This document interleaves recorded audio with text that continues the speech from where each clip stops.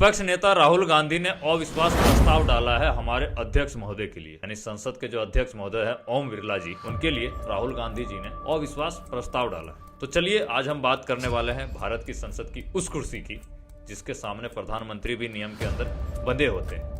एक ऐसी कुर्सी जो पूरे सदन को चला सकती है, हंगामा रोक सकती है और जरूरत पड़े तो संसदों को बाहर भी कर सकती है। इस कुर्सी का नाम है लोकसभा अध्यक्ष और इस समय इस पद पर बैठे आरएसएस का नौजवान ओम बिरला जी। आज की इस वीडियो में हम जानेंगे लोकसभा अध्यक्ष कौन होता है, ओम बिरला कैसे स्पीकर बने, लोकसभा अध्यक्ष की शक्तियां और नियम, स्पीकर को लोकतंत्र का रेफरी क्यों कहा जाता है और सबसे जरूरी लोकसभा अध्यक्ष को हटाने की पूरी संवैधानिक प्रक्रिया।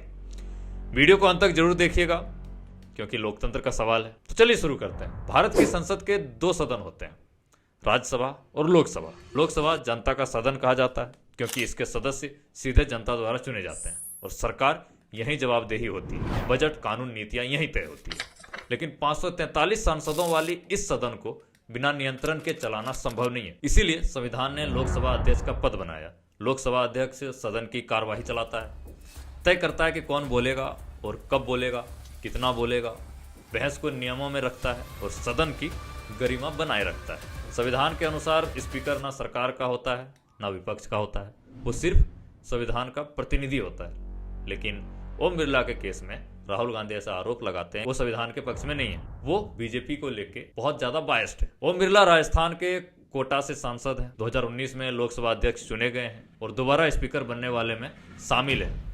उनकी पहचान सख्त अनुशासन, समय की पाबंदी और कम हंगामा, ज्यादा काम करने से है। उनके कार्यकाल में कई बार नियम तोड़ने वाले सांसदों पर तुरंत कार्रवाई की गई है, लेकिन ज्यादातर कार्रवाई विपक्ष के सांसदों पर की गई है।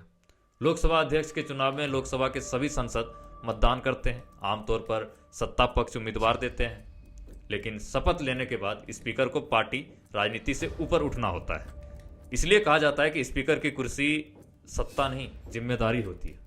लोकसभा अध्यक्ष की शक्तियों में सदन संचालन की शक्ति शामिल है, जिसमें कार्यसूची तय करना, बोलने का समय निर्धारित करना और सदन स्थगित करना आना चाहिए। अनुशासन बनाए रखने के लिए अधिकार के तहत अगर कोई सांसद नारेबाजी करे, वेल में आ जाए या नियम तोड़े तो स्पीकर चेतावनी दे सकता है, माइक बंद करा सकता है और संसद को निलंबित भी कर सकता है। अगर किसी बिल पर वोट बराबर हो जाए तो निर्णायक वोट यानी कास्टिंग वोट के तहत स्पीकर का वोट अंतिम फैसला करता है।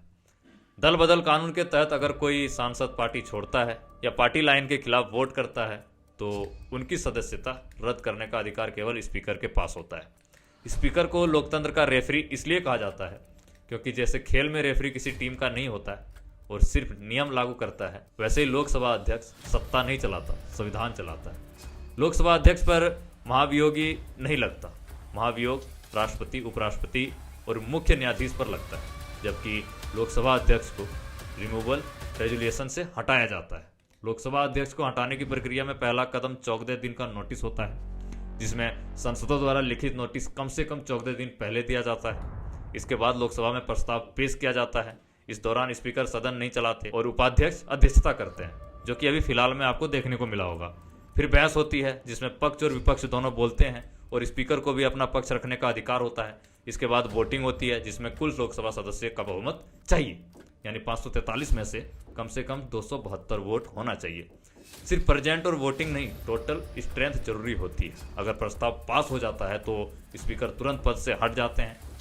यह प्रक्रिया इतनी कठिन इसलिए है क्योंकि यह साधारण बहुमत नहीं, सत्ता और विपक्ष दोनों का समर्थन चाहिए होता है और इतिहास में बहुत कम बार ऐसा हुआ है। इसलिए लोकसभा अध्यक्ष को सबसे सुरक्षित संवैधानिक पद माना जाता है। अगर निष्कर्ष के तौर पर बात करें तो लोकसभा अध्यक्ष सत्ता से ऊपर होता है, विपक्ष से ऊपर और संविधान के सबसे करीब होता है और ओम बिरला इस भूमिका को अनुशासन और निष्पक्षता के साथ निभा रहे हैं, ऐसा बीजेपी वालों का मानना है। लेकिन वहीं दूसरी तरफ राहुल गांधी आरोप लगाते हैं कि ओम बिरला बायस्ड हो चुके हैं, बीजेपी की तरफ वो ज्यादा रहते हैं और विपक्ष की बात वो ढंग से नहीं सुनते। बाकी ये सारी प्रक्रिया थी जिससे आपको ये समझ में आया होगा कि अध्यक्ष होता कौन है, उसको इतनी इम्यूनिटी कहाँ से मिलती है, वो इतने पावरफुल क्यों होते हैं। हालांकि सदन में जो चीज़ें होती है, जो हाल फिलहाल में देखने को मिला है, उससे ये प्रूफ होता है कि हाँ, अध्यक्ष थोड़ा सा बायस्ड है। अविश्वास प्रस्ताव रखा गया है, लेकिन वो अविश्वास प्रस्ताव वोटिंग के सामने हार जाएगी और बीजेपी की जीत यहाँ वापस होगी क्योंकि सत्ता में बीजेपी बैठी है।